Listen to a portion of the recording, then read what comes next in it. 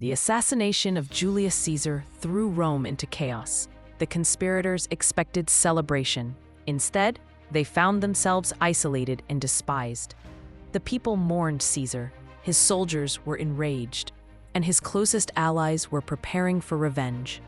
Mark Antony, Caesar's loyal friend and co-consul, quickly moved to secure Caesar's papers, treasury, and political authority.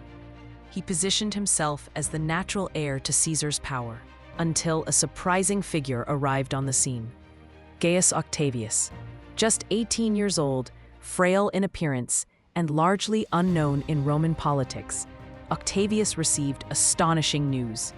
Caesar had adopted him as his son and heir.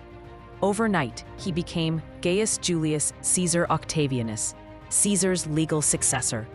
Many underestimated him. That was their mistake. Octavian traveled to Rome and immediately began to build a base of support. He approached Caesar's veterans, promising them land and money. He charmed senators, appealed to the public, and confronted Antony over access to Caesar's inheritance. Antony refused.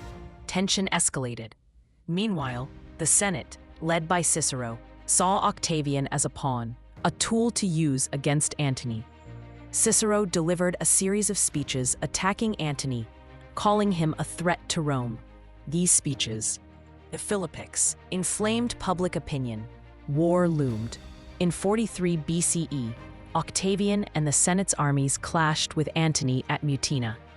Antony was defeated, but the two consuls died, leaving Octavian the only major victor. Instead of obeying the Senate, Octavian marched on Rome with his legions, demanding the consulship. He was only 19. The Senate had no choice. Octavian became consul of Rome.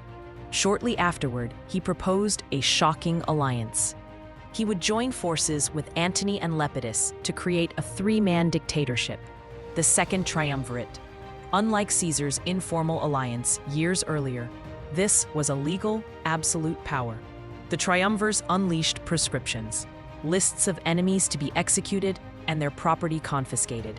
Thousands died. Cicero, the great orator who had attacked Antony, was captured and killed. His head and hands were displayed in the Forum as a grim warning. With Rome under their control, the triumvirs turned their attention to Caesar's assassins. Brutus and Cassius had raised powerful armies in the east. The final confrontation came at the Battle of Philippi in 42 BCE. The fighting was fierce.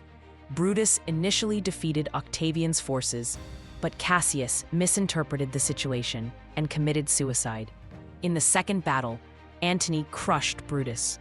Before dying, Brutus declared, "Caesar, now be satisfied." The conspirators were gone. The Republic was leaderless, and the triumvirs, Antony, Octavian, and Lepidus, divided the Roman world between them. But alliances forged in blood rarely endure. Antony took the east, strengthening ties with Cleopatra in Egypt. Octavian controlled the west, building political stability and consolidating power in Rome. Lepidus, the weakest of the three, controlled Africa, but was slowly pushed aside. Two men remained on a collision course: Antony, Octavian, Caesar's heir and Caesar's general. Their conflict, political, military, and personal, would reshape the ancient world.